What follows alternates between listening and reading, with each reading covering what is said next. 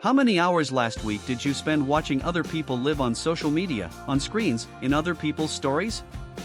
And how many hours did you actually spend building your own life? I'm not asking to judge. I'm asking because the answer reveals a great deal about the life you'll have 5 years from now. The human brain has a natural bias called passive consumption. When you watch, read, and observe others without producing any output, the brain receives short-term stimulation but builds nothing. Dopamine spikes when you scroll, then drops, driving you to scroll again in search of the next hit. This loop was deliberately designed by social platforms to keep you there, and it works extremely well. But there's a cost most people don't recognize. Every hour you spend living in someone else's life is an hour not invested in your own. Not because watching or reading is bad, but because the ratio between consumption and creation is the real issue.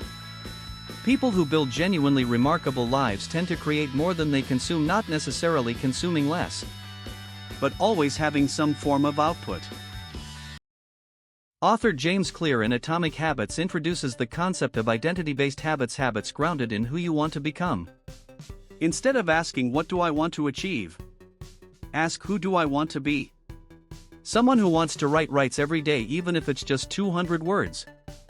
Someone who wants to be healthy moves every day, even if it's just 10 minutes. Not because of immediate results, but because each time you do it, your brain confirms that identity. And that identity slowly becomes your life.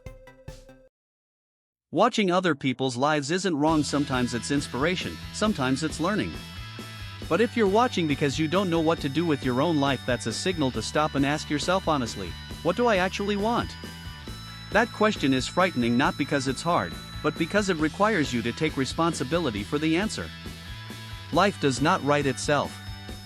And if you don't actively write it, other people, circumstances, or the defaults of society will write it for you. You can be the main character or the audience, there is no position in between. Next week, try one simple thing. Track how much time you spend consuming versus how much time you spend creating in a single day. Just observe, no judgment.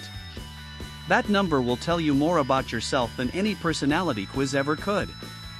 Like and subscribe if this video reminded you of something you already knew but hadn't acted on. Comment below. What did you create today, or did you only consume?